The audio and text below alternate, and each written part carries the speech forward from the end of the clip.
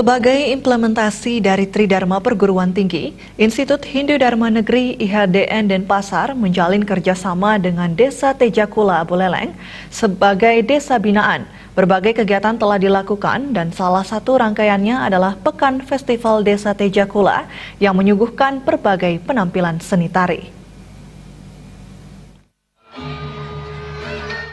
Institut Hindu Dharma Negeri IHDN Denpasar mengimplementasikan Tridharma Perguruan Tinggi khususnya pengabdian masyarakat dengan melakukan pembinaan terhadap Desa Tejakula Buleleng.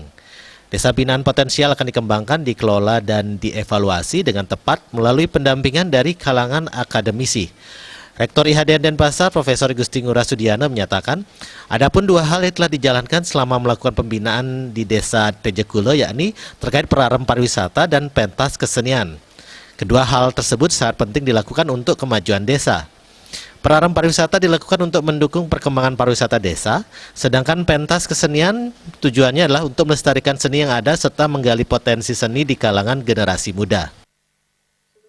Kepada para penggelingsir di Desa Pekraman Tejakula yang telah menerima IHD Negeri Denpasar untuk bekerja sama melakukan implementasi dari pengabdian masyarakat dengan topik pembinaan beberapa hal yang berkelanjutan.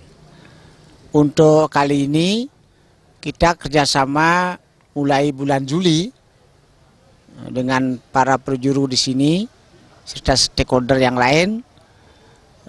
Ada beberapa hal. Yang pertama mengenai perarem pariwisata. Yang kedua adalah pentas seni, pentas kesenian.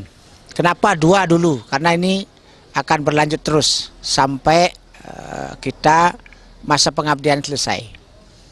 Untuk hari ini kita sudah merampungkan beberapa materi kerjasama yang penting sekali, yaitu tentang perarem pariwisata. Prajuru Desa Tejakula Made Imawan menyatakan kehadiran IHDN Denpasar dalam melakukan binaan memang sangat diperlukan oleh desa setempat. Dengan adanya binaan tersebut, potensi desa akan semakin berkembang. Rencana ada program seperti ini. Jadi sekaligus pertemuan itu sudah prajuru kami mendukung. Karena melihat kegiatan program yang akan dilaksanakan itu memang menyentuh dan kami manfaatkan, kami butuhkan.